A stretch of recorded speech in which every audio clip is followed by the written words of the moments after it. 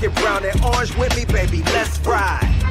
Represent the land, let them know. Tell them, here we go, Brownies, here we go. Yeah, here we go.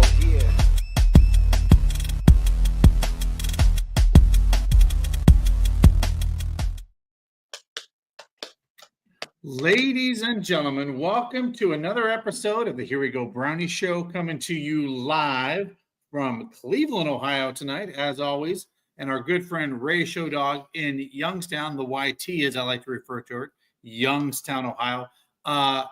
Ray, we have a big show tonight. Obviously there might have been some announcements in Cleveland by a first ballot Hall of Famer on Monday to way to drop some news, right? Right out of the gate on Monday. The whole Luka NBA trade happened, and then boom, Myles Garrett said, okay, how about I just change the narrative of sports? Even Fox News, by the way, popped up on my phone as a news break that Myles Garrett asked for a trade. So not only did he reach the sports world, he made the news world. But that's what happened when a first ballot Hall of Famer in the prime of his career said, I want to win a Super Bowl, and asked the Cleveland Browns for a trade. So we will get into that in a few minutes down in the show. So stick around. We have Gary Collins coming on here in about 3 minutes.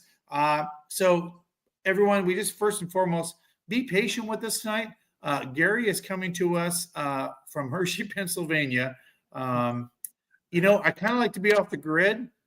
He's going to be calling in from a landline, no joke. So you talk about phone a friend. We're calling the 64 NFL championship MVP from his phone. By the way, he's a little fiery tonight, so I think he's going to have some fun stuff to say. We were having a little bit of technical difficulty, and he said, nah, Cleveland's always got problems with technology or something to the effect. So it was kind of funny.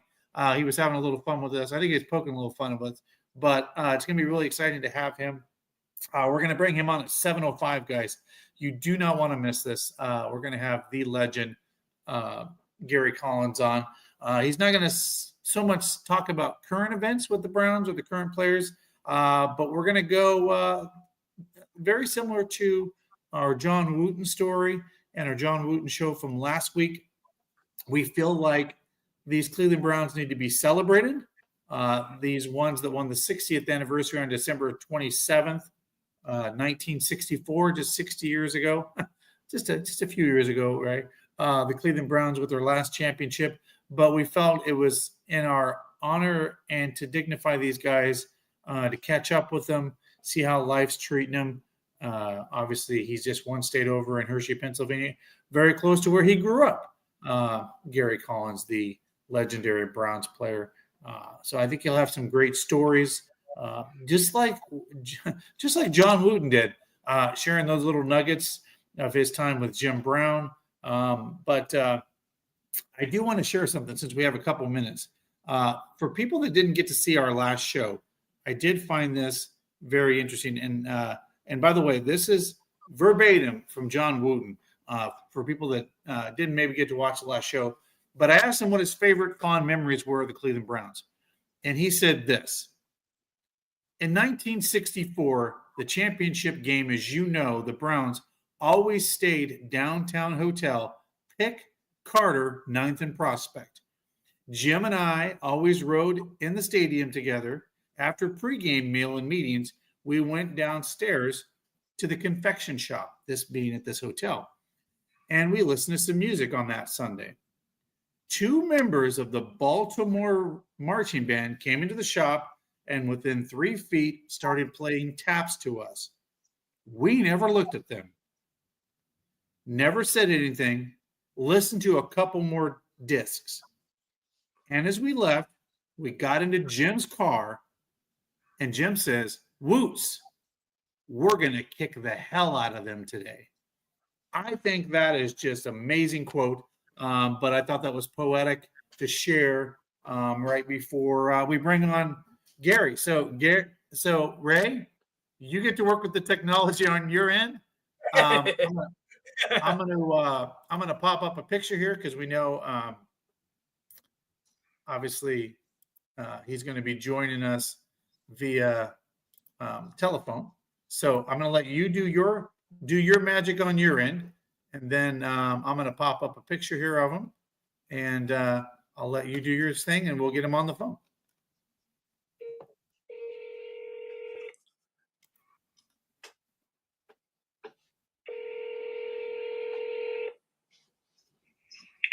Hello. Hey, Gary, how's it going, buddy? I'm doing good. How are you? I'm good. I'm good. Dustin, can you hear him? Absolutely. I can hear the legend. Okay. So take it away, Dustin. So, Gary, first and foremost, it's an honor, a privilege, and I'm humbled to be talking to such a wonderful player like yourself. Gary, how you doing? I'm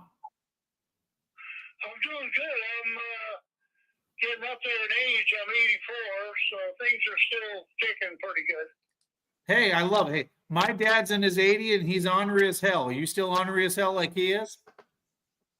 Well, not like when I was playing with the defensive backs, but I'm good.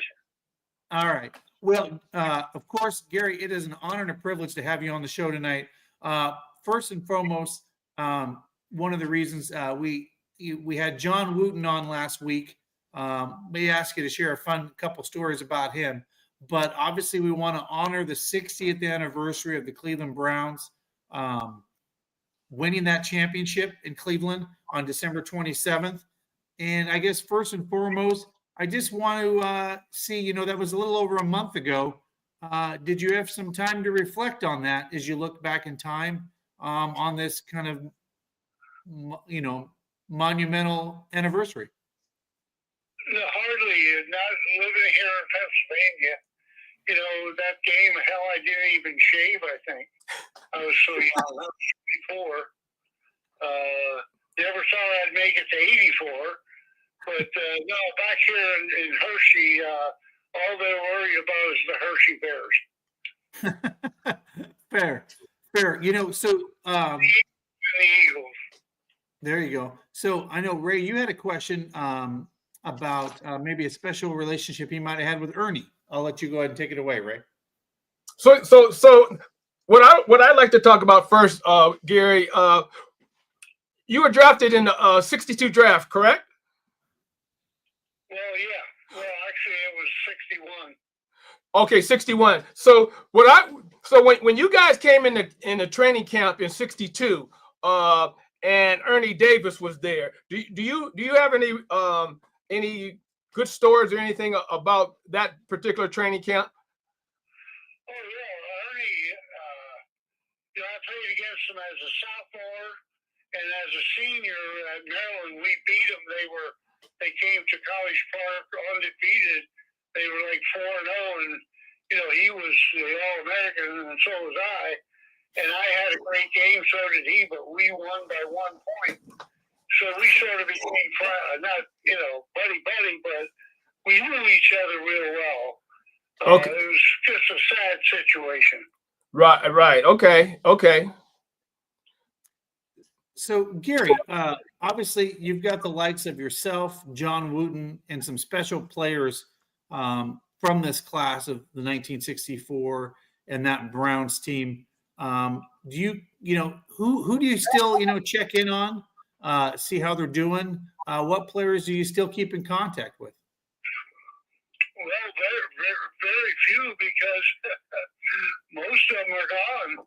Offensively, my closest friend was Dick Shafrath, and of course Gene Hickerson. So the 11 guys that started, I think, let's see, it was Warfield, Leroy. He didn't start, but he was the offense. I think Ernie Green's still alive, and me. There's not many of us alive offensively. Right. Okay. Yeah, I was going to say, I've had the honor to meet Paul Warfield and his wife. Wonderful people. He and Ben Davis, they go to Palm Springs where it's warm. Cleveland's not, faint for the weather. This living in Pennsylvania. But Ben Davis. Do you know Ben Davis? Oh, yeah. We worked, he always was against Paul in practice, because we rarely switch sides. So he was up against Ben all the time in practice, and I had Erich Barnes on my side. So that's So, hey, Gary, let me ask you a quick question. Hey, did Erich Barnes ever clothesline you in practice? No, because we were buddies. Okay. I seen him. Hey, I seen him clothesline a many person. Go ahead. No, I was just gonna say I seen him clothesline many a person. So I was just wondering, did he ever practice that during practice? No, he would have got punched in the mouth. From being knocked out, I guess. So quick question for you, Gary. So John, obviously, that being John Wooten, had a very special relationship with Jim Brown, as you know, on the offensive line. Who was one of those players, as you look back, that you really had a special relationship with, that you became near and dear friends with? I know you mentioned a couple of them, but what was one of those friends that, lifelong friends, even outside of football? Who would you say that would be on that team? Probably Dick Shafrat. We were really good friends. We lived in the same development in Aurora, 4 Seasons, which was then a brand new development. And he built a house and he talked me into moving out there. Oh, okay. We were close, Shaft and me. Okay. Not for the better. Going down to Akron and staying out late. Well, so you're saying you got a little trouble back in there. That's all right. That's fine. You're allowed to do that. So let me ask you this. Obviously, it's been a long time for the Cleveland Browns to win a championship. And a lot of us Browns fans hang on to those special memories, or we watch the games that you played, or the Bernie Kosar years. Let me ask you this. Browns fans are the best in the world, and they're the most loyal, the most diehard. To the Browns fans that are, so just so you know, they're listening to this live. What would you say to the Browns fans, and what do you think made them so special compared to other fans and folks that you've met in your life? Well, I hate to bust the bubble. I don't know if they're any different than the Eagles fans or the Baltimore Ravens fans that are around my area here. They love you when you win, and you're in the ass if you lose. I've been a Yankee fan since 1948 when I was 8 years old. So, when they lose, I get TO'd. I understand how it is. They didn't think it bothered you if you didn't get in the championship. They say we were lucky that we won it in '64, but we did win it. Right. Unfortunately, it wasn't the Super Bowl. Right. But opportunities for several years, but we just never got over the hump. It's hard. Yeah. No. When we talk, number one, you have to have team play. You can't have injuries. I mean, people have to have good games at that moment. It's just one of those things. Go ahead, Ray. So Gary, I have another quick question. So you were part of another Cleveland Brown iconic moment, the first Monday night game. Do you remember the pomp and circumstances around that? Was it like any other game, or you can tell that this was something special? Well, it was special for me. I got knocked out. I got knocked out in the third quarter, so I really don't remember it. Oh. And leading up to the game, as when he was a recruit out of high school, Joe Namath wanted to go to Maryland, so we had sort of a late breakfast together before that game. So, Joe, he wanted to go to Maryland, but he couldn't get in because of his grades. Wow. Ooh. But that was, I don't remember much because I got knocked out. Oh, wow. See, I don't even remember that. But Oh, yeah. My mom thought I was dead. oh, wow. I was out for a long time. So did you have to go to the hospital? Yeah, I stayed overnight. Okay. I don't remember a darn thing. Wow. I Wow. don't remember a darn thing. Okay. So here's a question for you, Gary. We talk to a lot of alumni, folks like yourself on our show. Who was the toughest, baddest, nastiest person that you had to go up against that gives you nightmares still to this day? You mean a defensive back? Yes. Yeah. That's I didn't go up against linebackers. I stayed the hell away from that. Smart man. It hurts you. So defensive backs, I had going stories with a lot of them. Pat Fisher in particular, being he was all pro, and I would say on the hell first play, I'm talking to him to get him going. I want to break his concentration. And we get into it. He'd say, "Why don't you shut the hell up and play?" And I said, "No, I want to talk to you." And he would get all upset. Gary, I like that. You're a little bit of a shit talker. I like that. Get under his skin a little bit. I like it. And then he would start talking. I'd say, "I really don't want to talk to you anymore." But then he'd knock the hell out of me. He was one of the first bump and run guys. Oh, okay. Okay. Run guys cheated because they held you.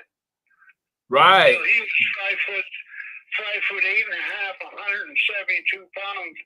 I was 6'4", 220. You telling me he could hold me up? So I'd talk to the ref right away. Say he's going to hold me, so watch it. That bump and run don't work. But he still continues to play that way. But Pro Bowl, we were friends. We went out for a couple beers. Oh, okay. Hey, so Gary, let's shift gears a little bit because you don't see too many dual purpose players anymore.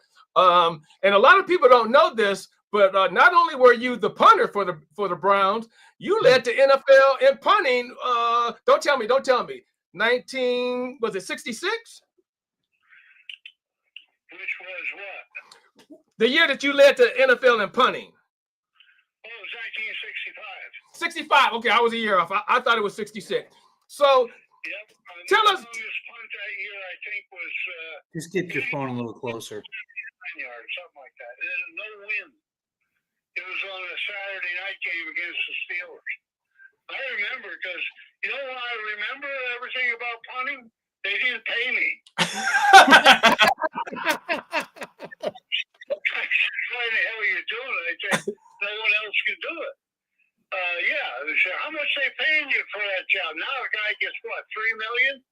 Yeah. Yeah, I got nothing. I won a car from General Motors to drive for a year. I returned it with 2 doors that didn't work, so I was pissed off. Excuse my language. So quick question: whatever got you into punting? Is that something you always did, like college, high school, or? I could always do it. Like when I was 9 years old, I could do it. Oh, okay. We had fields near my home, and my brother, he was a punter, so I naturally went out with him, and I learned it then. I could just do it. Okay. So just totally self-taught. That's really cool. That's sport. Never got paid. Some send him a bill or what? I mean, hey, either that or next. Well, I guess it won't be a next time, but yeah, sounds like you might have needed a better agent. I didn't have one. Then. What? Yeah, probably in like the 70s. Oh, okay. Yeah, well, Modell wouldn't even talk to you if you had an agent. Oh, wow. Yeah, they really? everything. So my last year, if I recall, with a bonus and whatever, I was at 71,000. Wow. And that was what, 72? 71. 71. Okay. I think I don't think Jim Brown left the game. He was less than 80,000. I think he was much more than I was making. Right. I think it was like right around 80. Yeah, which was in 1965. That was a lot of money. Yeah. That's true. You could buy a brand new T-Bird for 3,700. T-Bird for 3,700. Hey, you know what? It sounds like since you punted and you were the wide receiver, maybe you should have made the same as Jim Brown because you were two players in one. Well, I was always pissed off that they only kept score if I got a bad punt. They never talked about the good punts. And guys that come in, 10 guys that come in all fresh, and my nickname was AW. They'd say, "Get a good one." And I said, "Just cover the damn punt." We get linemen who didn't play. Oh, that's true. You got the fresh guys coming in. That's a good point. Yeah. Wow. That's crazy. So Gary, when you for the 50th anniversary and some of these other anniversaries, did the Cleveland Browns invite you back here for any of the ceremonial? Because we have a picture up. It looks like it was taken at one of the celebrations. I've called up maybe twice for tickets in the years I've been retired. They don't even know who the hell you are. Oh, wow. They don't. Unless if you're not Jim Brown or Bernie Kosar, they don't know you. Interesting. The secretaries or whatever. Interesting. Well, I tell you what, Gary, if you ever need tickets, I have season tickets, and it would be an honor and a privilege to have you come to a game. Well, they honored us a couple years ago. That's about it. That's been the 40-some. How many years have I been retired? Since 1971. So figure it out. What, 50 years? Oh, yeah. 50 years. You get nothing as far as anything. I get nothing in the mail from the Browns or an invite for this or that. So I'm sure there's going to be people deny that, but I still can read English. Well, I'll tell you this. That you have resentment. It don't bother me because it's not part of my life. Right. That's fair. Right. Yeah. It's not. That's a different time in your life. I get that. Well, hey, we were just talking, Ray and I. We thought we should come visit you when the weather thaws a little bit, and I know Ray's met you, but it'd be an honor and privilege to meet you in person, sir. Well, I'm here in Hershey. All right. Hey, Garrett, we're coming. Soon as this weather breaks. Well, in Cleveland, it could be fog tonight, or ice storm rather. That's what's going to be here in Pennsylvania. That's what they're saying. Yeah, that's what they're saying here for Cleveland too. It's going to be like a rain, snow, ice mix. Yep. Well, I always loved the city. They always were fair to me. I got booed once my last game. I dropped 2 balls, and we lost to the Green Bay Packers in Cleveland, and I got booed. So I did the unwise thing, the hand motion you give with the middle finger. No, you didn't. No, you didn't. Yes, I did. I guess there had to be like 75,000 there. Oh, wow. But I understand. Yeah. Well, hey. Even some good times. Yeah, well, Gary, it has been a privilege and an honor to talk to a legend like yourself, the 64 NFL champion and MVP of the game with 3 touchdowns. You will always be cherished and loved in the city of Cleveland. So, like Ray said, we're going to come out and take a visit. Come see you once the weather thaws a little bit, and we'll head up to Hershey, Pennsylvania. Like I said, it'd be an honor and a privilege to finally meet you in person. Well, I got a trophy case here. It's mostly Maryland stuff. University of Maryland, where I went. But I got 12 pictures of one photo of catches I made at Cleveland. Pretty neat. I'm going to give it to the hometown. It's willed to them for they have a section in their high school of me, so that it's going to go up there. Yeah. That's really cool. Like I said, they'll really appreciate that. Well, hey, Gary, we won't keep you any longer. We really appreciate, like I said, it was an honor. Ray, do you have any closing questions for him? No, I'm just glad that we are able to pull this all together at the last minute. Good job, D. That's me. All right. Well, hey, it was a pleasure. Gary, have a great night, and we'll talk soon. Thank you very much. Have a good tomorrow. Thank you, Gary. And we're out. All right. Hey, wow. That worked out better than I thought it was. Well, here's the crazy thing. He had some stories. Oh, yeah.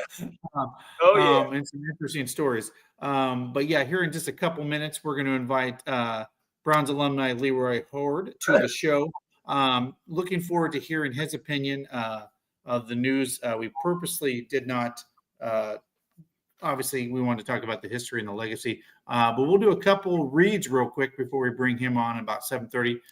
Guys, Stadium Mustard. If you don't have it in your house, if you don't have it at your backyard or your barbecue or whatever you're going to do, it's a little cold to have a barbecue now, but as the season heats up, or that Super Bowl party you're going to have this weekend, get your Stadium Mustard. Ask for it in your local grocery store. If they don't have it, go to stadiummustard.com.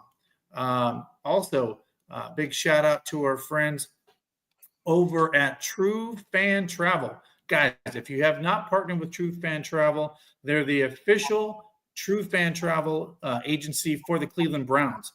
So they are actually going to be part of the trip to London. First time, I believe, in 8 years, the Cleveland Browns are going to go across the pond over to London. They don't know their opponent yet. They're also putting a trip together to go to Detroit. And also, yes, all your Browns fans that did have fun last year to go to Vegas, even though the Browns did not win that game on the road. The Cleveland Browns will be traveling back to Vegas, and True Fan Travel is putting one-way flights, all-inclusive flights together for that amazing trip that'll be happening there as well. A couple other shout-outs to some of our sponsors, since we can get these out of the way.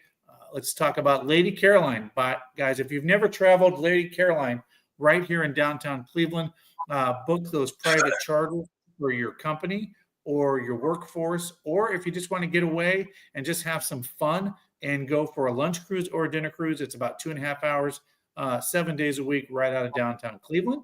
And then, of course, right next to that is the Greater Cleveland, aquarium. They have the shark tank, some amazing things that you can take in with your kids, your grandkids.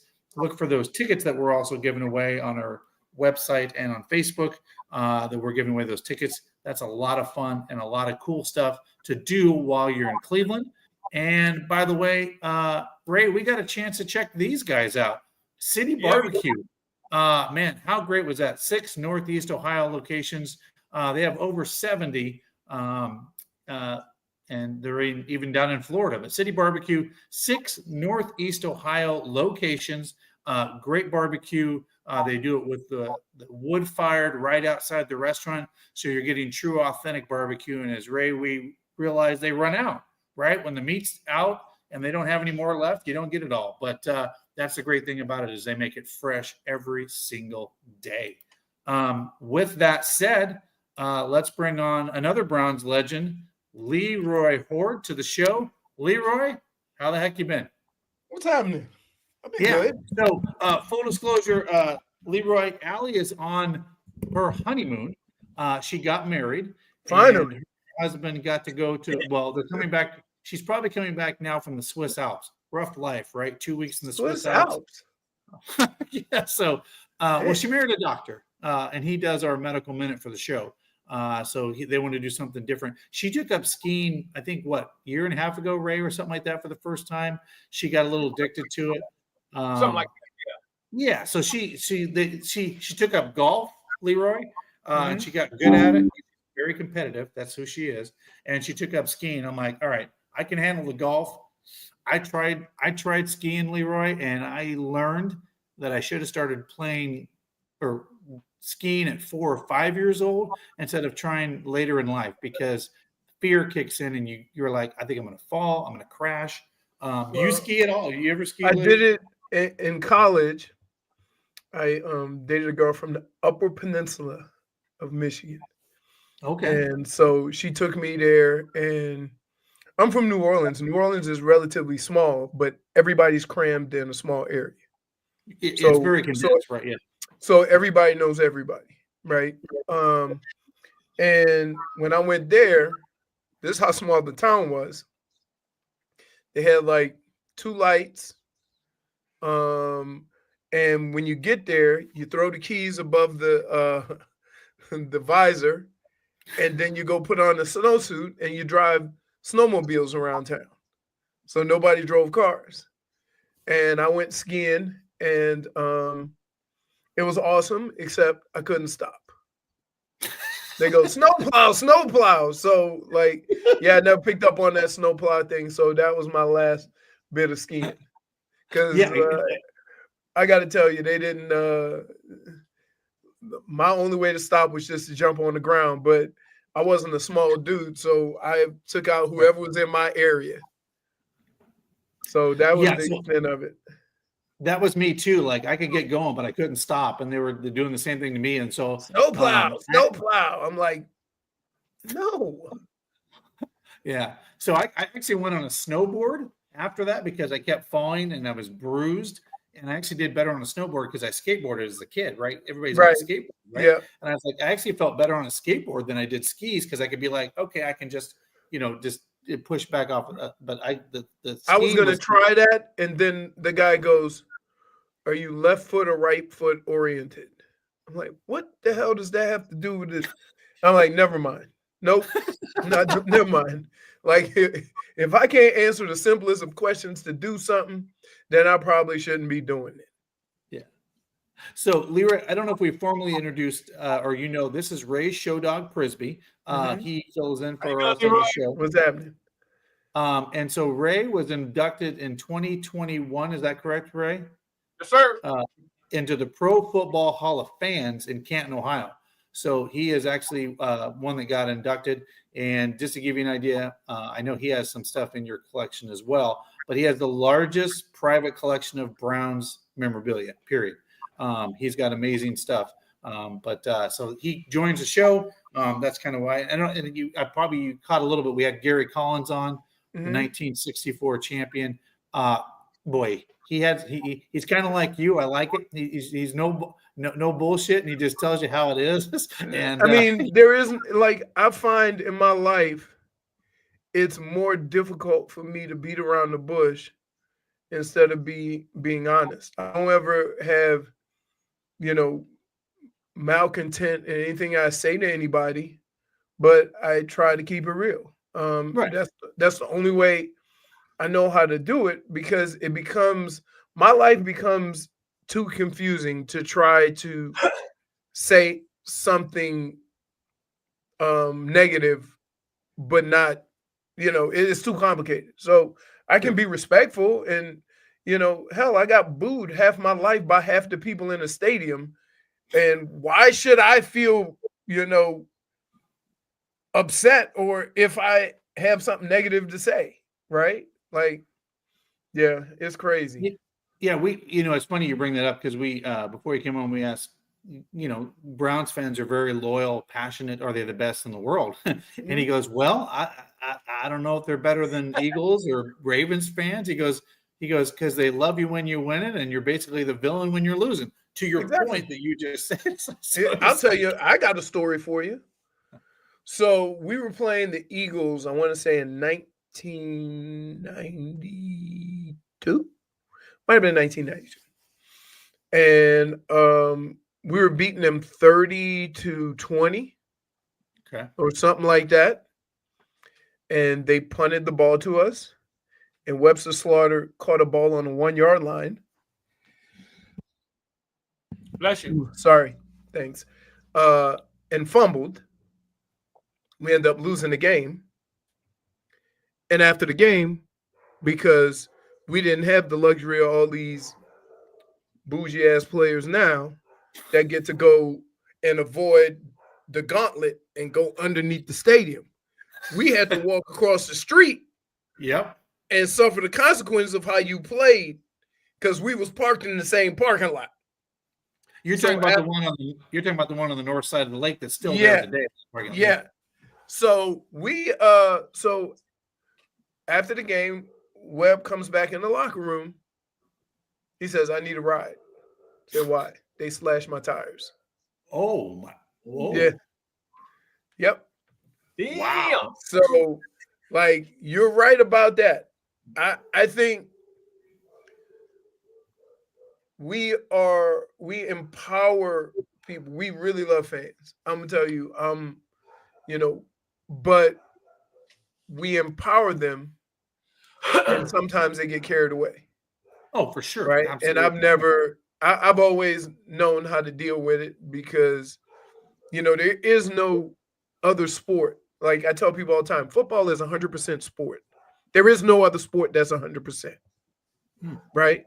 So baseball, if you 40%, you're a Hall of Famer. 40%. That means you're failing 60% of the time. And there's people with guys that bat 330. Oh, he can't get a big hit when we need it. I'm like, do you understand how hard that is? Right? It's hard to comprehend because they think that a guy goes up to the plate and says, "I really need to get a hit here. I'm going to do it," without that guy throwing that heat at you. Basketball. If you shoot 40% from three, you're talking about Steph Curry type, Yeah. And so, but football is 100%. One drop ball, one fumble, one intercept. Yep. You're hated. And so That's a you good just point. have to learn how to deal with that. I remember one time I was with Cleveland. We went to the Jets. We played the Jets. And they, everybody thinks their fans are the greatest. Like, yeah. Okay, you're rooting for your team. I get it. We come out for like the early pregame, and somebody yells, "Leroy, your mother's a whore." Right? So, like, again, it's amazing to me now how words just destroy people. Oh, when before it was like, if they don't put your hands on you, just deal with it. So I looked up at the guy, and I forgot who was standing next to me, and I'm like, "Should I get him?" He's like, "Yeah, go ahead on and get him. It's early." Right? It's early. So I looked up, and I said, "I didn't choose my mom, but who's that wildebeest you're standing next to?" And every time I came back, even when I was with the Vikings, every time I came back to New York, he would say, "Don't mess with that guy. He got good comebacks." So there's ways to handle it. I would always say that what makes it worse is when you're an athlete, there's nobody who feels worse when you fail than you. And I don't think fans understand that. I don't think fans, I don't think people understand, for example, how that fumble ate up Ernest Binder. Oh, 100%. I don't think people understood that, right? And so when I was in Minnesota when Gary Anderson missed a 39-yard field goal and he never missed all year. And we lost Atlanta in overtime. So I've seen it.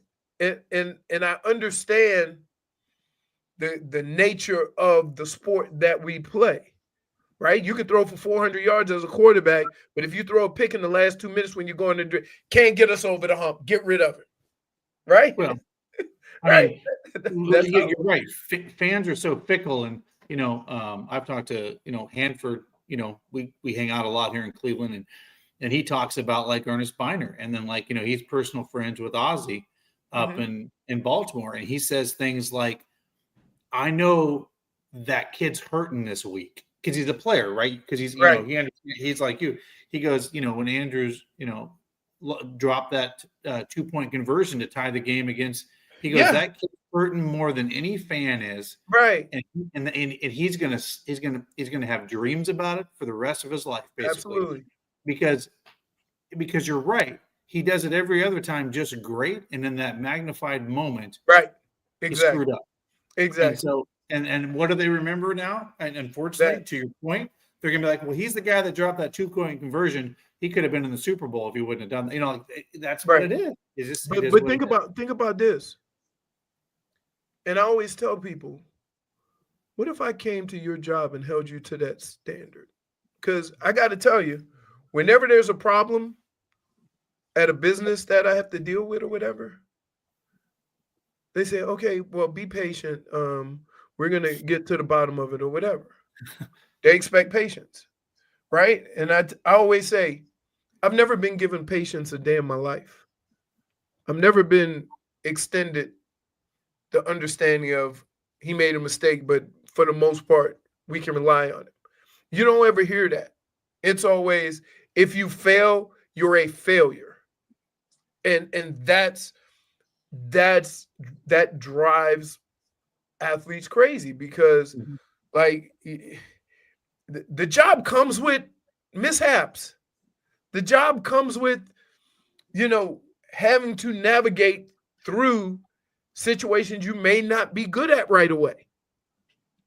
And so like right now, here's where we are in the league right now, is that a quarterback who is 21, 22 years old is supposed to come into the league and play like Patrick Mahomes or Tom Brady.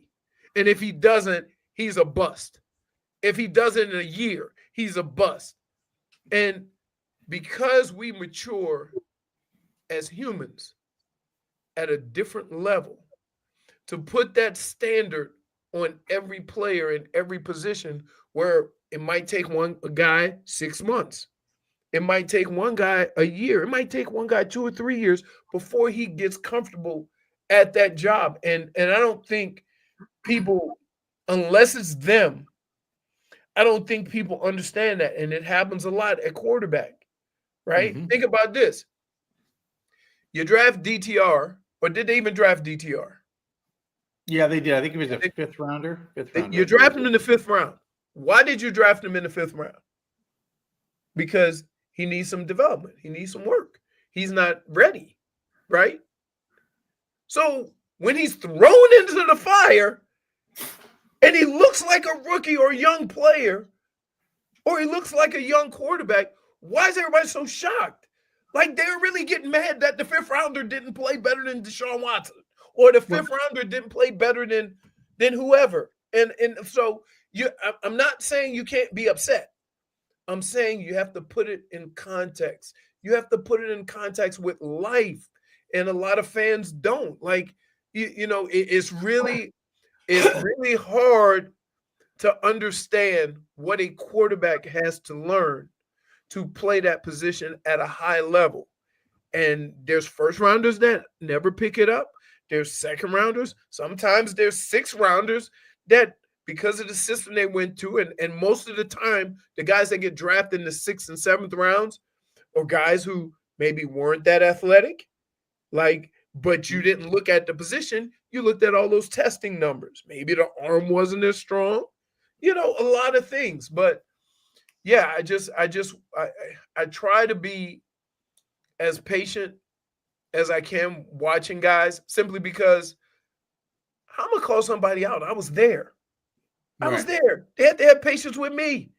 My rookie year was terrible. So here, it's funny. So Ray, that's a little ironic because Ray and I actually saw DTR's first game that he got thrust into in Cleveland, and he got his ass kicked, right? And then, Yeah. but he had gotten what was it? They said 3 or 4 hours before the game. They said he was going to start because Watson was a late scratch, Right. and you know what that does to a player? Like, holy crap!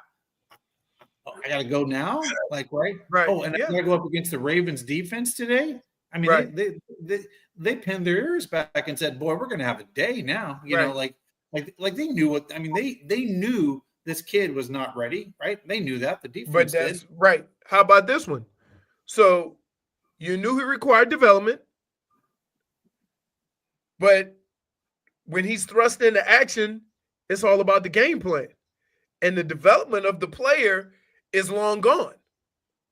So he didn't have that opportunity to maybe get some film work on the side or run some routes or, or work on his footwork. And, quarterbacking is big on footwork and releasing and reads and stuff. He didn't get that because he went straight into game plan mode. Right. So, I get it. I understand the frustration with everybody, but understand that whenever should I expect you to be the best version of yourself the first day of a new job? No. And in fact, you would get upset if I wasn't patient with you. So, the job is the job. It still works the same way for everybody. But I would just say, the debacle at quarterback. Yikes. Sometimes you can do the right thing and it doesn't work out. And everybody was excited. A lot of people were excited that ownership decided we're going to do what it takes to get this guy. And they did it and it didn't work and it's costing them. But at the same time, you still want your owner to swing. You still want him to do that. So where I'm disappointed and upset that the Deshaun Watson thing is not working out, and I'm upset about it, right? I'm not upset that they tried.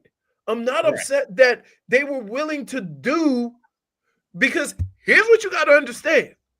If Deshaun Watson gets on that plane, you ain't getting him back. So you got to make an offer while he's walking to the plane. So they did it. And I'm like, great. Good job. There's owners that would not do that. They did it. It didn't work out. Now, the problem is it didn't work out and it was epic, right? And you're stuck with the contract.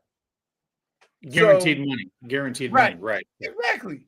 But don't be mad to say at that time, this is terrible. The GM should be fired, and they should, usually when they make bad decisions, they want them to sell the team. I'm like, no. People were happy.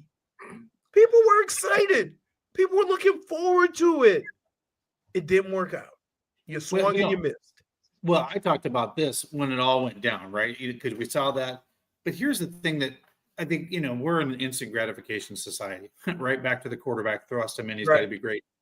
But I will tell you what I thought was so interesting that I just couldn't believe was when you did, like Deshaun, I told people, do you realize that his agent and the Houston Texans fielded 15 calls, 15 teams? That's half the league was trying to take a bat at him because they knew they had to go up against the Patrick Mahomes, the Joe Burrows of the world, and they needed a dynamic player. And oh, by the way, a quarterback doesn't become available at this age ever to go get a guy like that. So a lot of people were swinging. You're right. And then 4 teams, Atlanta and Cleveland and a couple others, said, okay, now we're down to the real meat of the bone. Who's going to really throw us the biggest bone? And Cleveland did. And he said yes. And as a player, you're not going to say no to that. Like at the end of the day, right? I would say the only issue that I had with the whole situation And this has to do with all players in any sport. I have a hard time writing a big check for a guy who's either injured or can't play right away. If you're spending that much money for a quarterback and you know he's going to be suspended for 10 or 11 games, you are now wasting a year. Whereas I could have a quarterback on that next tier that plays the next 3 years, and I'd be better off because I'd have some consistency. And what has killed the Browns is chaos all over the roster, right? If you never had consistency at any position on offense, especially. And so what ends up happening is now Kevin Stefanski is just trying to survive. What can you do? What can this guy? And that's basically what it was. Yeah. So obviously, the Browns made no news this week. So couple things. Obviously, you've played for different teams, so you've been in Myles Garrett's shoes. Like, you want to chase something, right? So Yep. I don't know. I'm going to read something, but were you able to catch any of his comments today on the Rich Eisen show? He has been not on the Rich Eisen show. I read his letter. His letter. So this is what he said on the Rich Eisen show. He's on Radio Row at the Super Bowl. He said, I just felt like it was time. I had taken my time after the season, kind of relax, decompress emotionally, because you have to do that, obviously. Mm-hmm. Wanted to distance myself a little bit and spend a little time talking to my family. I think that's very important, about how we feel about this decision. Garrett shared he also talked with LeBron James, talked about the transition of leaving Cleveland. I think that's an interesting thing, and received advice from James. So obviously we know what he said. He, is really basically saying, I don't hate you, Cleveland. I love playing here, but I want the chip at the end of the day. And I see that runway, and just not to paraphrase Myles, but he also said, I'm this age, and I know like at any time I could have an injury and then that window closes. So I think Leroy, just from here in Cleveland, the feeling is, we're sorry, Myles, that we couldn't get you what you wanted. We'll still love you forever and admire you as a player. And we understand if you have to leave. And that's kind of been that. But I just would like to get your take on that, because, you wanted that too, like every player does. I would say this about Myles Garrett. In my eyes, he can do nothing wrong.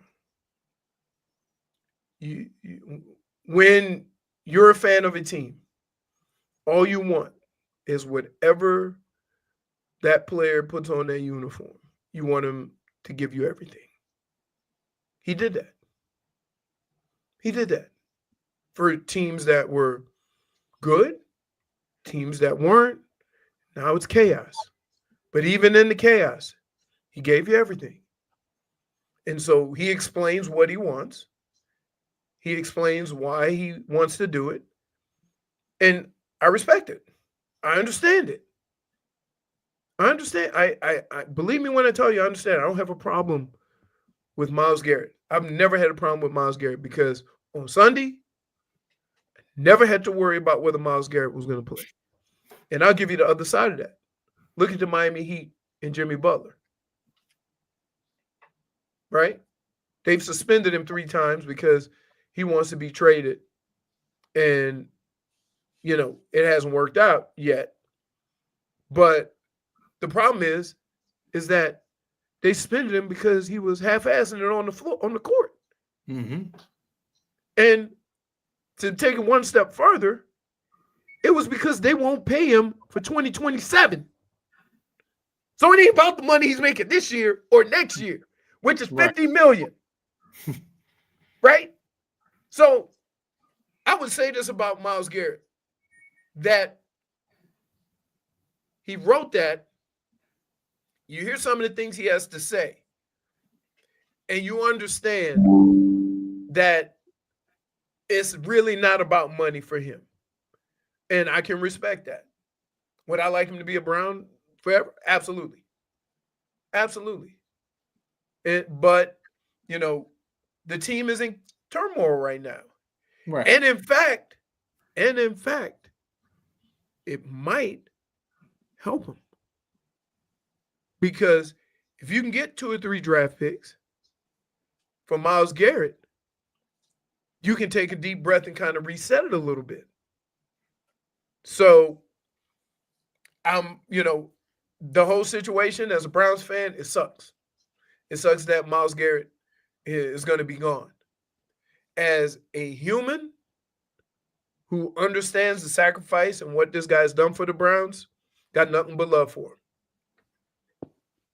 Yeah, as I say, he played through injuries, right? And we know all this. Everything he's done. You're right. You knew on Sundays he was going to be double teamed and still try to get to the quarterback. That's all you want. That's all you want. That's all. Like it. And I think fans should start appreciating that more instead of only determining, your happiness based on wins and losses.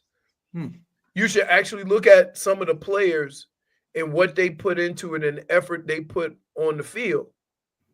Because unlike a lot of sports, we play a sport that is contingent on everybody having success.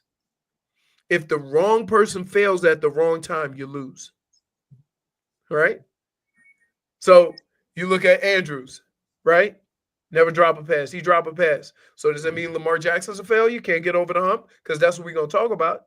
That's true. You're right. So, I think at times you have to put things in perspective, right? I love Browns fans. I love being a Brown. I've actually, believe it or not, I had more success after I left Cleveland, which is crazy. People don't realize because even to this day, I'm a Cleveland Brown. Right. And I have fun when I go back. I try to go up twice a year or whatever. And that's just the nature of it. But I just, if I had a message to everybody, is that understand the human side of it, right?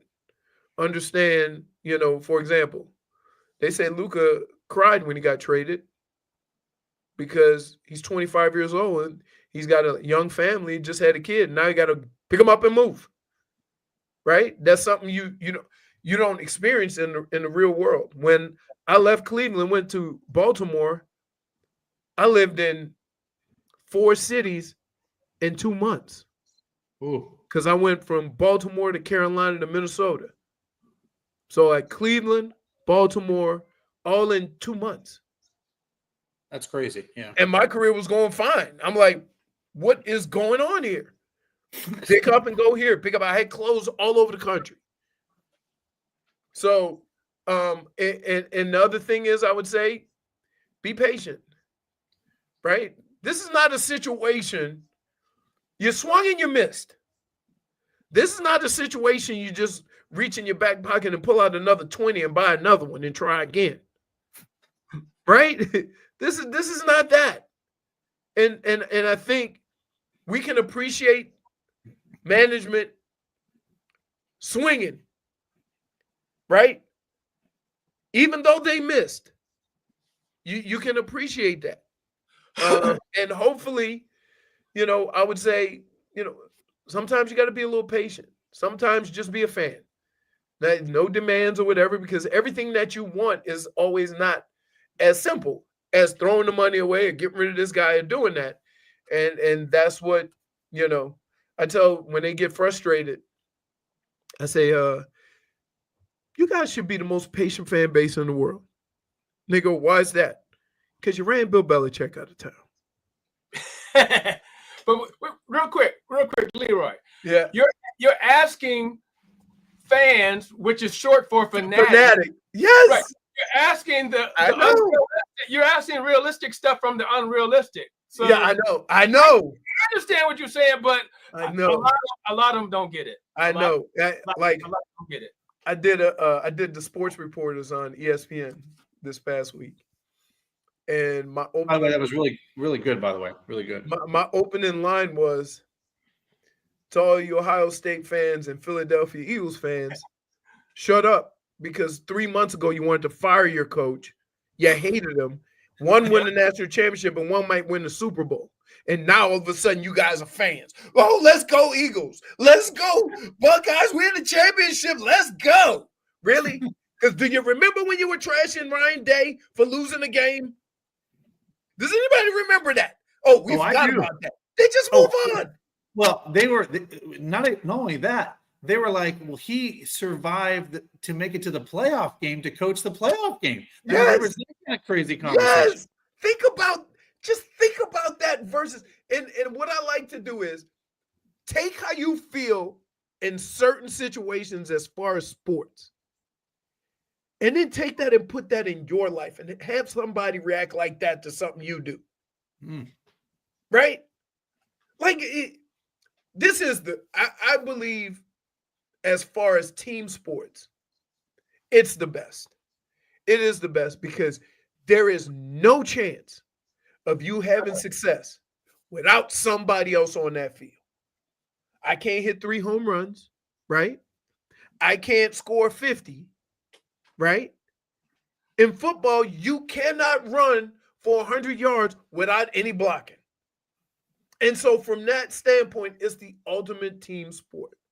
Now, we, as crazy fans, like to point out one person, right? The quarterback can't throw for 400 if nobody don't catch it, right? We don't have that in other sports. And so the interaction with all the guys on the field, even though we point out a couple of them, the roles of everybody on that team matter. And so when you fix it or when you build it, right, you have to keep that in mind. You know, sometimes, like, especially lately in sports, we get so caught up by the big name that we forget that if we look at the league right now, look at who the final teams were. The one thing they could all do is run the football and get after the quarterback. Offensive line, defensive line. The other stuff matters, but they started there. When Kansas City struggles, it's that offensive line. Patrick Mahomes still great. But guess what? Without those guys up front, Patrick Mahomes can become average. So, like, yeah, man, I'm interested to see what the Browns are going to do, right? Because do you draft a quarterback? Do you draft a quarterback and have 60, 70 million tied up to one spot? And if you don't have the other pieces, are you really going to be able to develop that quarterback? So, like, I'm curious to see how it's all going to work out. I'm curious to see, because I'm pretty much I'm going to go out on a limb here, but it's not a big limb, right? It's not a real sturdy limb. So I'm going out on a limb, but my ass might be on the ground shortly. And I'm going to say this. Deshaun Watson ain't playing football this year. Because he retore an Achilles. Right. And it's already a year. And so, like, and it's a re-tear. So they already fixed it and he tore it again. Like, yeah, man, that I wouldn't count on it. And the thing is that, man, that Jameis is great for 2 or 3 weeks. Right? He does it everywhere he goes. He gonna throw I call it the old Matt Flynn. Remember Matt Flynn played 3 games. He had 2 400-yard passing games, and then Seattle gave him a boatload of money. Come on over with us. Never played a game because they also drafted Russell Wilson. Yeah, well, you know, it's interesting because, like, you're right. Like, Jameson can put up. I mean, he almost didn't he come close, or did he break Bernie Kosar's all-time passing record in that Monday Night Football game where he, you know what I'm talking about? It was just back and forth, and he was given just as many touchdowns to the opponent as he was to the Browns. Oh my goodness. Well, you know, he is the world's first 30 for 30. 30 touchdowns, 30 picks. But I'm telling you, as a coach, if you're thinking as a coach and you see him throw the ball like that, you always think, I can do something with that. Or I can fix him. I can fix it. Dude, there's one trait that never leaves you at the quarterback position. Decision making, right? Brett Favre was great, but guess what he was going to do once a game? He was going to throw that oh no, right? Once a game. But he also, look, he led the league in touchdowns, but he also led in picks. Yeah. So, like, well, Joe Flacco for the Browns, Joe, yeah. I mean, he came in and then, like you said, looked great, and then the old Joe Flacco came out again, right? Like it's just, you just you can't, are who you are, But here's the man. In a perfect world, I would like the Browns to do this. I wouldn't take a quarterback. Not because the Browns don't need one, because any quarterback in this draft that's drafted high is not ready to play quarterback for the Browns. We got too much work, right? Too many other things to fix. So what I do is start fixing those things. Now, what if I did this? What if I told you you're going to get a top 5 pick and you're going to get like a 15 pick and then you're going to get some picks, next year or whatever for Myles Garrett? Why not take Travis Hunter and then come back and get Gentry? Right? Oh, Lord. Two guys that can come in and make an immediate impact. Wait. Time out. Leroy, how much did he pay you to say that we should take Gentry? He's been beating that Gentry drum since day one. But here's the problem. Here's the issue. Okay? I want you to look around the division. If you can't run the ball in this division, you can't have success. That's been proven over the years. Okay? So you could get all the other things. And for all those dummies, I'm going to call you dummies that think, we can find a running back anywhere. Go look at the rest of the people that find running backs anywhere. So, yeah, solidify it. Get it. And then, okay, now we have build around it. Build around it. Because, listen, sometimes the quarterbacks in drafts are it's a race of turtles, right? Somebody got to win, and it don't mean you fast. It just mean you beat all the other slow people. Like, the highest rated quarterback in the draft does not mean anything other than you're the highest rated quarterback in the draft. Because of the hype. I think it's the hype train that happens with all these quarterbacks. Well, it's not necessarily that, but we know all the people that need quarterbacks, right? And if you look at some of the like, was it last year? Last year, that crop, right? They were all had some success. Penix, Bo Nix, who went? They all the quarterbacks from that year had success. When you look at who was supposed to be can't miss, Trevor Lawrence. Okay, enough said. Remember Jamarcus Russell? Right.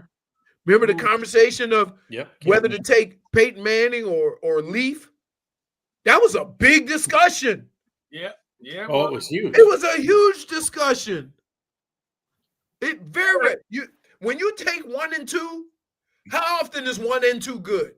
Last time I can think of is Phillip Rivers and Eli Manning. Well, it's funny because you think about teams' decisions and what monumental things that can change, right? And I'll give you the example. You brought up Ashton Genty, but I did not realize this until they popped it up on the screen. Are the Buffalo Bills living their own nightmare? Because they traded with the Kansas City Chiefs to move up to the 10th pick to take who? Patrick Mahomes. Right. Which, I mean, if you think about that. And they traded last year. They traded with Buffalo and got Worth. Yeah. So, but I think it's interesting, like, and why Ray was laughing, and I think you know this, Leo. I grew up in Boise, Idaho. I've lived out in Cleveland now a little over a year. So I've seen Ashton Jeanty up close and personal. I know the character the kid is. I know where he came from. He's humble and he's hungry and he's pissed off that he didn't get the Heisman. And I can tell you what, when you have that kind of hunger and desire, you want to go kick the shit out of somebody in the National Football League. And so again, you look at what Barkley's doing with the Eagles and these teams. If you can't run the ball and put teams away in the fourth quarter, you aren't going to win. You're not going to win the close ones, and you're certainly not going to wear down a defense. And so I agree with that. I just don't know. I don't think Jeanty gets past the Dallas Cowboys because the Dallas Cowboys have a crush on the Boise State Broncos. Can I just say this about Dallas though? Really? Like there's nothing like causing problems for yourself. You don't pay none of your players, right? The guy you did pay is out. And you got to deal with that situation now where you got two guys that got to be paid because you waited. I mean, I get it. You don't think Gentry gets past Dallas? Well, they said he's at 10. I think they said that because more importantly, because Dallas loves Boise State players. They take DeMarcus, Lawrence and all those guys. The linebackers escaping me that played before he got hurt, but they love Boise State players and they need a running back pretty bad. So they're like, I could see them taking again in my opinion, a once in a generational running back at that position. It's kind of hard to say a running back is a once, simply because running the football in the NFL is a little different than college, and sometimes you have the luxury of playing behind an awesome offensive line. Yep. And sometimes you have to make the offensive line better with how you do things and choose how to run. And you never really have to do that in college, right? Because you were a better athlete than half the people on the field. Right. So it's not always a smooth transition, but I would say this. You go from December 1st to first week of the playoffs, and all the teams that ran the football well were playing football in the middle of January.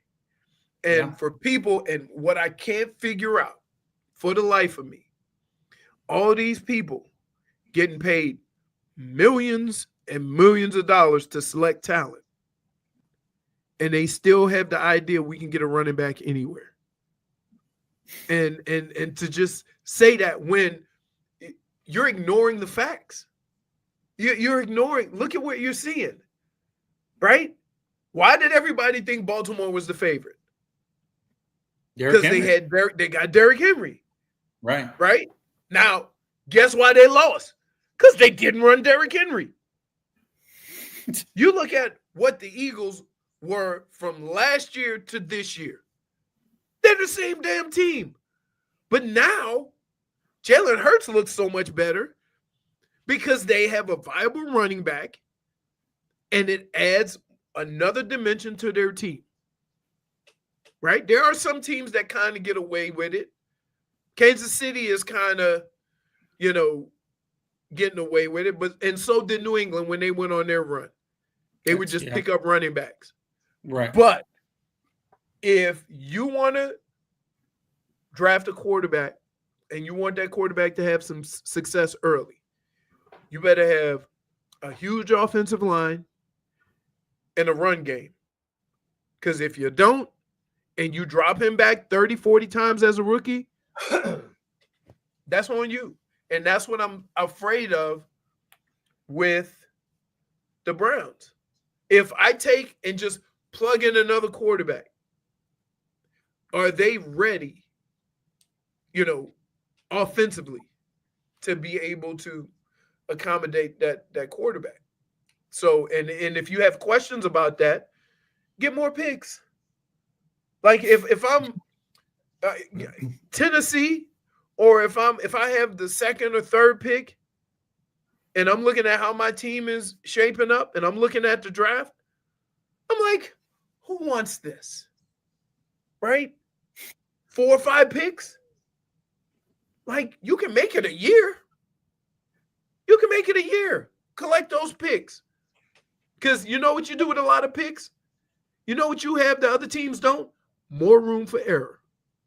Them teams that trade their picks and they have 3 picks in one draft, like when every draft pick has to work out, no. Mm-mm. Well, it's interesting you mentioned this, and then Ray, I'll have you ask a question just right after I say this. But, I mean, you look what the Browns did, right? They gave a bevy of picks to the Houston Texans, and now they're a playoff team because, to your point, and they didn't trade away their picks, as you know, Leroy. They just sat there and they said, okay, we're going to take 1-1, 2-2, and they just and they're like, oh, we only have to hit on one of these guys, right? Well, they hit on all of them because Will Anderson, they got C.J. Stroud, and then they got 2 second-rounders that are playing well too. Right, but I mean, they hit the jackpot. Yeah, they hit the jackpot. Exactly. Exactly. So, now, I got to be honest with you. When is the next time they got to pick this year? Because they traded a boatload of picks, didn't they? For Deshaun Watson. Yeah, so they got a 3rd rounder for which I thought Barry did a good job. He took a 5th rounder that he gave to the Dallas Cowboys for Amari Cooper and got a 3rd pick out of it from actually the Buffalo Bills. So they have, I think, 2 3s, 1 2, and maybe they got 2 3s, a 2, and a 1. I know they have not. I think they have 9 or 11 picks, between 9 and 11 picks right now. So they got a bevy of picks. So and you know what I would do? Add to it. Well, with Myles Garrett, right? If the Myles Garrett thing has happened, you can have 14 picks. My question is depending on who you trade with, it might have to be multiple picks because they're going to be low first rounders. Because I think it's going to be somebody that maybe is trying to get over the hump. And then what do you do if, you're not going to trade with a team that's giving you the first or second pick. So, it'll be interesting. Yeah, I can't wait. Yeah, I this is my gut for sure because Andrew Berry's brother is in the front office of the Philadelphia Eagles. If the Eagles lose this weekend, I can see them making that call and it's Myles Garrett, that extra, piece that we're just missing on the defense. And they already got a great defense, but you add Myles Garrett to that, that's scary defense. Well, and here's the great thing about the Eagles. They got a couple of years because all these stars are young. Yep, they got the window. Right. So if you do it, you're going to do it in hopes of the next 2 years. Yeah. Because then you got to start paying those young guys. Yeah. Ray, go ahead. Jump in, Ray. I just had a quick question for you, Leroy. So what if the Browns are dead set on taking a quarterback at the 2 spot? Mm-hmm. Who is the bridge quarterback? Somebody like a Russell Wilson, but I don't even know if he's available. But to me, I agree with what you said. So then the solution is you need to bring in a bridge quarterback. Who's out there that if the Browns do, or if they are sold on taking like Shador at 2, who is the bridge quarterback that you would like to see them bring in to help mentor him and just give him time on the sidelines to learn? Jameis. Here's what you're if you bring a number 2 pick in, right? You're going to be paying him $20 million. Okay? The rookie contract, 20 a year. Then you're paying Deshaun Watson. And if you go out and get a valid backup, that's going to cost you another $10 million. No, that's too how are you going to have success with 80 plus million or 70 million at one position? So it becomes difficult because God knows I don't want a young quarterback slinging it around like Jameis. But what Jameis is Jameis has the ear of everybody he plays football with. And that shouldn't go unnoticed. That the guys are galvanized by him. They really seem to like him. They love playing with him. They love playing with him. And he has moments where it seems like he can throw a football through a pin needle. And then there's other times where you wonder if he knows what team he's on. So I think I would keep Jameis. Like, I think he's in the system. You could have some consistency. Like, it's hard putting a team and an organization in a spot where they're trying to win, because then you have a lot of change as soon as somebody plays poorly. And that usually is not the way to go either, right? They should have just made Jameis the starter and say, go, right? Because instead of doing the healthy scratch at the end of the season like they did. The development of DTR was hurt not by his situation, but by your situation. Are you knew he needed some development? Are you comfortable with Stefanski calling plays again? Yeah. Why? Okay. Why wouldn't? Like, it ain't like we make a big deal about this. Let it go. Who's calling the plays don't matter. Here's why.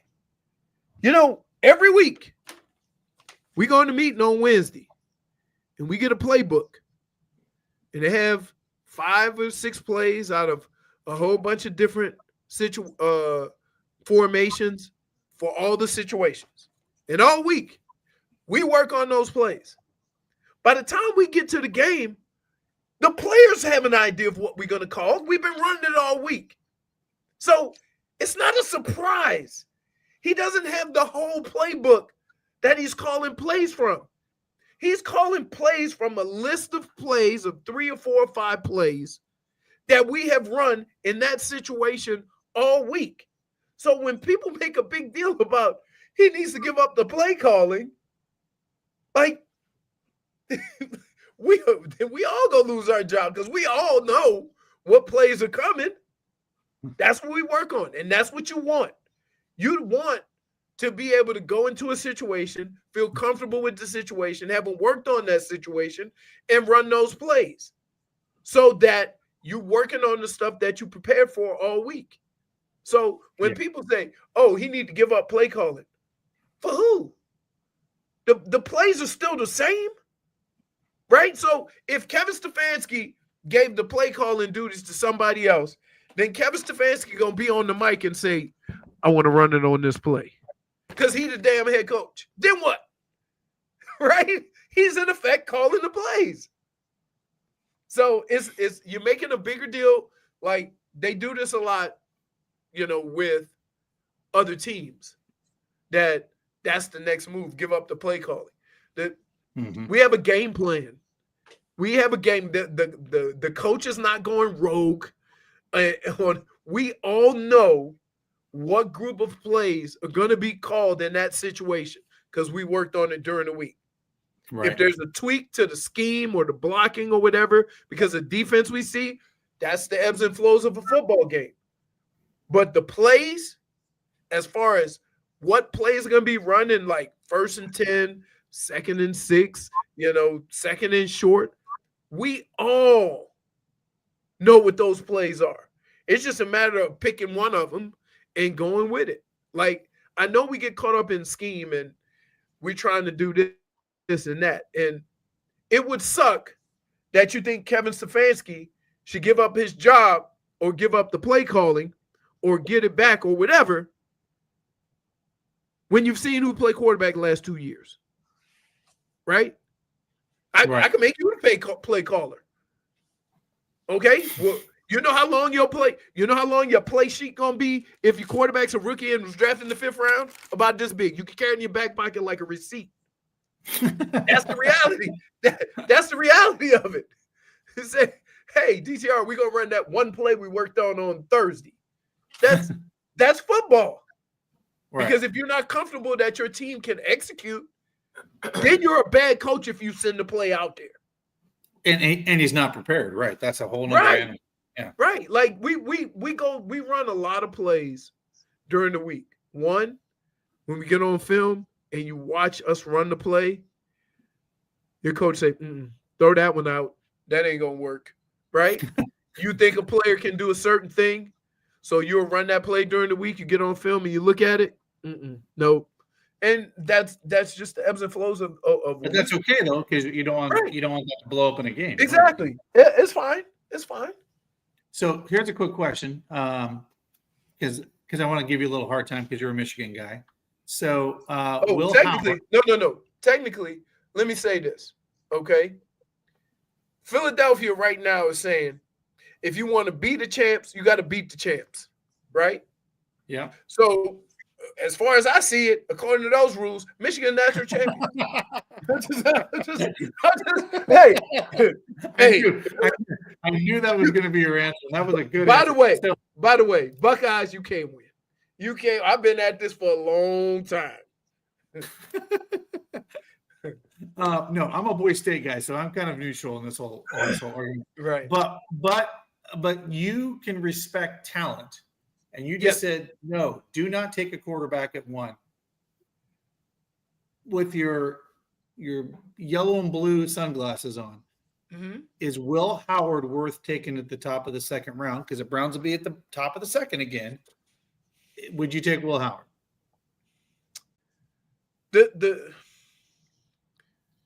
Here's I'm going to give you both sides of this. It's always tough to tell how a quarterback's going to perform at the next level when he plays with such elite talent. Yep. Right. And he could just sit back there, they block for him, and he just chuck it, and he got one of the best receivers in the country as a freshman. Yep, that's a good point. I'm not trying to take anything away from him, but the quarterbacks that have success in the NFL are the ones that can read and react quickly. One of the things that people don't realize about Tua, not only does he get rid of the ball quicker than everybody, but he's accurate, which is wow. Incredible. That normally doesn't happen. Right. So what skill does he has the build to be a Midwest quarterback, right? Right. That's why, yeah, exactly. But you have to figure out, and this is how the is he accurate? Is he accurate enough? Can he make quick decisions? Like, there's only a handful of quarterbacks that got away with holding the ball. Ben Roethlisberger, because he was built like Gronk. Okay? So he could just hold the ball, and you get there, you couldn't tackle him. Josh Allen does it. Right? So understand what types of quarterbacks we're talking about that can get away with holding the football. So they have to evaluate that. I don't know. I don't know what all those little traits of him are. They watch the film.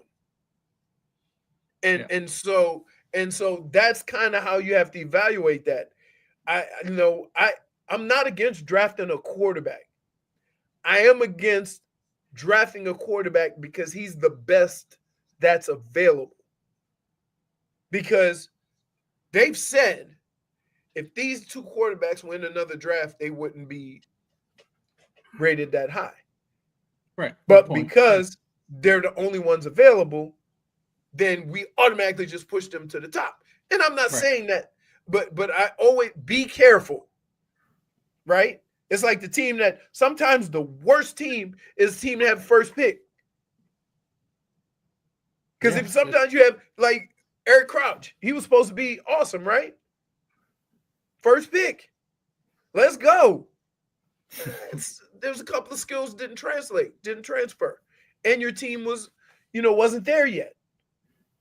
So go ahead. Good. So Leroy, we're going to get you out on a couple things here. One, what's your Super Bowl prediction? Because that'll be fun to have. And then two, I don't know if you know this, but obviously know Stump Mitchell, well-respected running back coach in the National Football League. He does a podcast underneath us now called Stump Talk. And he'd love to have you guys come on and talk running back. You guys could talk for days. So he wants to have you on the show. If that's all right with you sometime. and we had Sean Alexander on, I think, about a month ago. So he would love to have a conversation with him. Guys that at that position he respects it, and you guys can talk shop, as one might say, about running backs. So, but yeah, what's your score prediction? So I'm at a crossroads with deciding, and thank God I don't have to decide yet, because here's what I'm thinking. The Kansas City Chiefs are going to play close. They're going to play a close game. They used to that. That's where they live, right? It's not going to bother them. They're going to be comfortable in that space, and they're going to do what they have to do to win a football game, because they've done it for the last 2.5, 3 years. Here's the thing that terrifies me, though. What happens if Philly does what they've been doing and they just get out to like a 21-point lead, which they have more of the capability of getting out fast than Kansas City does.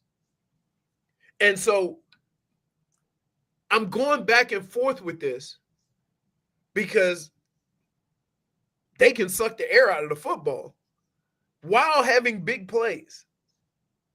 And what Kansas City has done over the last 3 months is try to get rid of the ball quick, get it to their playmakers, because they don't want Patrick Mahomes sacked. They've done it well, though.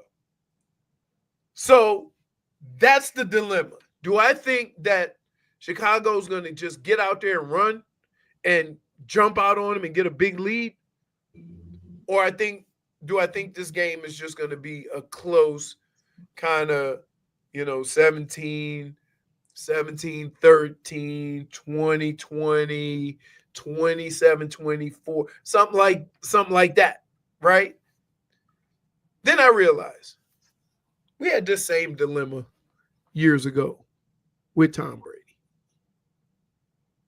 And we consistently said, this team isn't as good as last year, so somebody could beat them, right? Yeah. In fact, the New England Patriots' best team lost. Think about that. They won all those Super Bowls, and the best version of that team lost. So I'm not betting against Kansas City.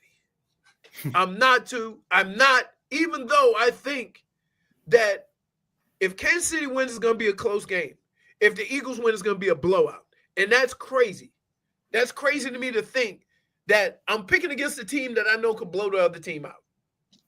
Yeah.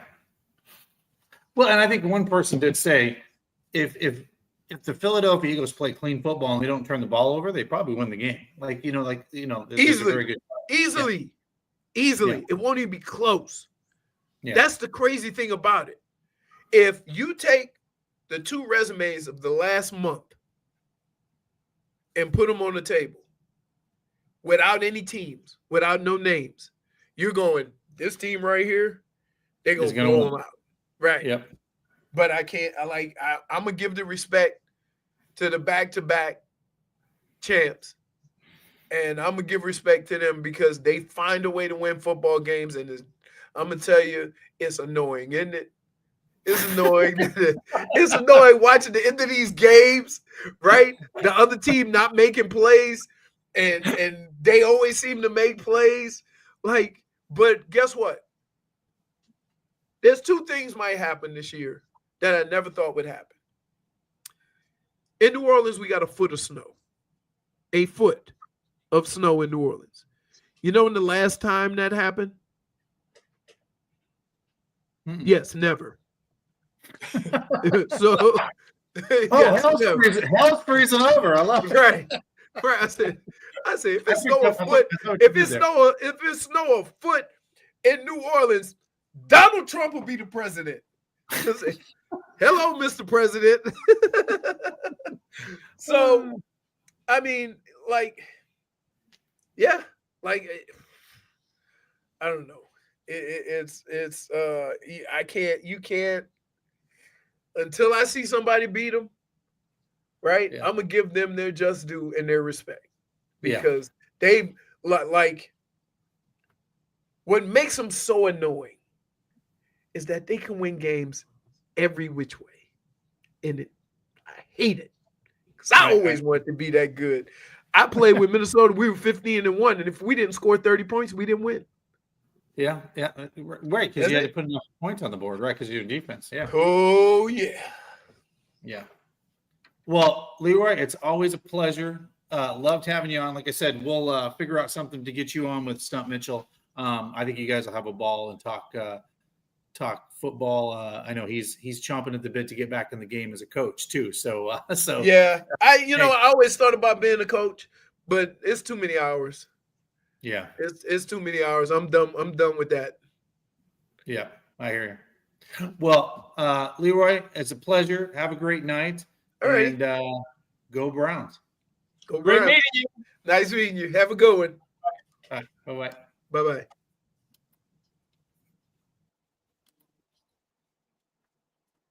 All right. Well, hey, I love it.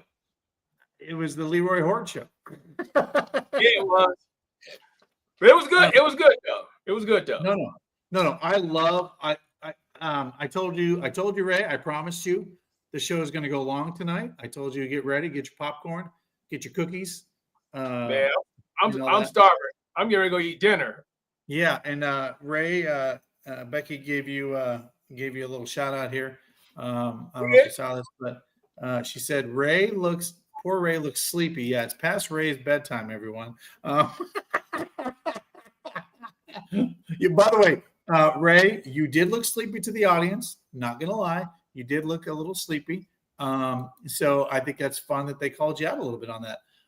Guys, quick couple more shout outs to our sponsors. But I want to talk about Here We Go Brownies wine. So let's do a little quick little show here and show the video. Here we go, Brownies Nation. Larry Lorella from Lorella Vineyards, Dustin Cook from Here We Go Brownies. We're here to talk a little bit about Here We Go Brownies wine. Dustin, let us know. That's right, guys. The season wasn't what we wanted it to be, but the wine is amazing. Platinum winning, award winning wine. Here We Go Brownies wine. Come get it here at the winery or go to lorellavineyards.com. And remember, a portion of every single one of these bottles goes to the Greater Cleveland Food Bank to help those that are in need and hungry. That's right. Here we go, Brownies. Here we go. Woof, woof. There we go. So Ray, I don't want you falling asleep on the show. It's past your bedtime. People say you need I told you to eat 5 cookies and you didn't do it. Hey, don't make me do what Gary did to the fans when he dropped them 2 passes. That was. I'm going to go back and rewatch our show and listen to it because there is a hell of a lot of nuggets in this show. A lot of them. Hey, and you know what? Full disclosure for anybody still watching the show, we've got some viewers in here.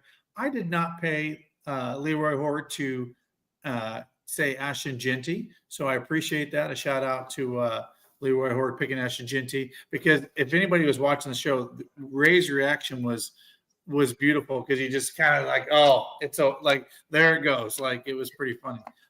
So Ray, let's do a couple of Super Bowl picks here. And here's what we're gonna do, Ray. I am putting you on the spot. You don't know what I'm about to say. This is not choreographed. We're gonna make a little bet. Allie and I like to bet. Do you like to bet like small little wagers? Nothing crazy. Are you okay with that? Oh, he's throwing the 20s. Bring it on, baby. Bring it on. What you got? Okay. What we talking about? We're gonna do a Super Bowl projection here, guys. And so this is live. This is a live broadcast. Ray's gonna take me to lunch or dinner. No, let's make dinner. Let's make it a little nicer. We're gonna dinner of choice. Not crazy like Marble Room crazy, right? But a nice dinner of whoever, my treat if I win, your treat if you win, score and team. And obviously we'll have a tiebreaker because we'll do the score and whoever comes close to the score. So first, pick your winner and then pick your score, right? And then, and second, are you okay with the bet? Nice. I'm okay with the bet. I'm going Chiefs 27-23. Chiefs 27-23. All right. I'm going because hell has froze over in New Orleans. It snowed a foot of snow. I'm going to take the Eagles. So I guess if the Eagles win, the bet's over, and obviously I win. So we're not picking the same teams here, so that makes that pretty easy. But just for fun, I'm going to go Eagles to see how close I get. Eagles 30, 27, Chiefs 30-27. All right. All right. Well, Ray, this was a fun show. Ray, we went an hour and 40 tonight, my friend. An hour and 40 we went tonight. So everybody that stayed, what's that? You said it felt like it? It felt like it. Hey, Ray, get ready. We're going to be doing some long shows from up in Green Bay for the draft, so you better be ready. All right, guys. As always, thank you that joined us tonight. Thank you to Gary Collins, the 1964 NFL champion and MVP of that game. Some great nuggets that we're going to be able to pull out of that. And always, I feel like, you know what? Leroy's right. He would have been a hell of a coach. He knows a lot about the game. He's a smart man, and he had a lot of insight. So appreciate Leroy Hoard when he comes on and brings us all that information and knowledge about the game. So, guys, stay safe, stay healthy. And as always, fans, go Browns. Go Browns.